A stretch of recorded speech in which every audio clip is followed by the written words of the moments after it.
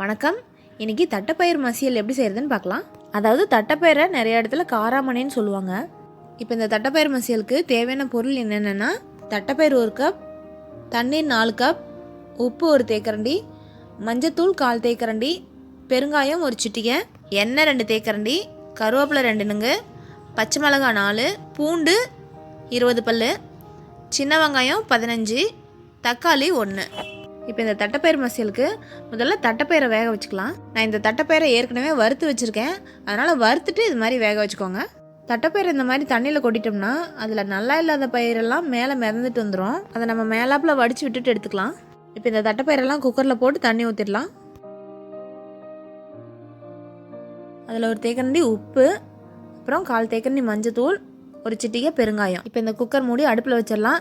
இது ஒரு 10 விசில் வரைக்கும் வரணும். அதே மாதிரி ஒரு விசில் வந்த உடனே தீயை குறைச்சி மிதமான தீயில் எறிகிற மாதிரி வச்சுக்கணும். இந்த தட்டைப்பயிர் மசியல் மாதிரியே பச்சை பயிர்லேயும் செய்யலாம், ஆனால் பச்சை பயிர் சீக்கிரம் வெந்துடும். இப்போ இந்த தட்டைப்பயிருக்கு விடுற மாதிரி 10 விசில்லாம் பச்சை பயிருக்கு விட தேவையில்ல. இப்போ இந்த தட்டைப்பயிர் 10 விசில் வந்துருச்சு. இது விசில் அடங்கிறதுக்குள்ளே நம்ம இந்த மசியலுக்கு தேவையான வெங்காயம் பச்சை மிளகாலாம் இருக்கு இல்லையா, அதெல்லாம் வதக்க ஆரம்பிச்சிடலாம். அதுக்கு சட்டி அடுப்பில் வச்சு எண்ணெய் ஊற்றிக்கலாம். காஞ்சதும் பச்சை மிளகாய் சேர்த்துக்கலாம். அப்புறம் வெள்ளைப்பூண்டு, அப்புறம் சின்ன வெங்காயத்தையும் சேர்த்துக்கலாம். இதெல்லாம் நல்லா வதக்கி விட்டு உப்பு சேர்த்துக்கலாம் இதுலேயே. அப்புறம் 1 தக்காளி, இதெல்லாம் நல்லா வதக்கி விட்டு கொஞ்சம் நேரம் மூடி வச்சுக்கலாம். இதெல்லாம் நல்லா வதங்கிடுச்சு. அதே சமயத்தில் குக்கரும் விசில் அடங்கிடுச்சு. இப்போ அந்த வேக வச்ச தட்டைப்பயிரையும் இதிலே சேர்த்துக்கணும். இன்னும் நல்லா மசிகிற மாதிரி வேகணும்னா இன்னும் ஒரு 4-5 விசில் கூட விடுங்க. இப்போ இந்த வேக வச்ச தட்டைப்பயிரெலாம் இதிலே சேர்த்து நல்லா வதக்கிக்கலாம். அந்த தட்டைப்பயிர் வேக வச்ச தண்ணி இருக்கு இல்லையா, அதையும் இதிலே ஊற்றிக்கலாம். இதெல்லாம் கொஞ்சம் நேரம் மூடி வச்சு வேக விட்டுடலாம். நம்ம ஊற்றின தண்ணியெல்லாம் சுண்டி நல்லா வெந்து வந்துடுச்சு. இனிமேல் இதை எடுத்து கடைஞ்சிக்கலாம்.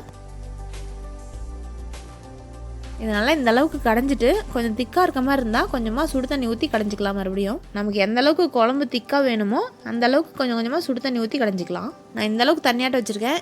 இதை விட இன்னும் கொஞ்சம் தண்ணியாட்டு வேணும்னா கொஞ்சம் சுடு தண்ணி கூட ஊற்றிக்கலாம். இல்லை சாதத்துக்கு சாப்பிட்ற மாதிரி இன்னும் கொஞ்சம் திக்காக வேணும்னா இன்னும் கொஞ்சம் தண்ணி கம்மி பண்ணிக்கலாம். இப்போ இதை தாளித்து விட்டுடலாம். எண்ணெய் காஞ்சதும் 1/4 தேக்கரண்டி சீரகம் சேர்த்துக்கிறேன். இந்த சீரகத்துக்கு பதிலாக கடுகு சேர்த்துக்கிறதுனால சேர்த்துக்கலாம். நம்ம ஏற்கனவே குழம்பு மிளகாய் போட்டு தான் கடைஞ்சிருக்கோம், அதனால் இதை தாளிக்கிறதுக்கு மட்டும் 1 மிளகாய் போட்டுக்கிறேன். அப்புறம் கருவேப்பிலை 1 நுங்கு, இதிலே 1 சிட்டிகை பெருங்காயம் சேர்த்துக்கிறேன். இப்போ இதை எடுத்து கடைஞ்சி வச்ச தட்டைப்பயிரில் ஊற்றி கலந்துக்கலாம். அவ்வளோதான், தட்டைப்பயிர் மசியல் தயாராகிடுச்சு. இதை இனிமேல் இட்லி, தோசை, சாதம், அப்புறம் கோதுமை தோசை அதுக்கு ரொம்ப நல்லாயிருக்கும், வச்சு சாப்பிட்லாம். தட்டைப்பயிர் மசியல் தயார், சாப்பிடலாம்.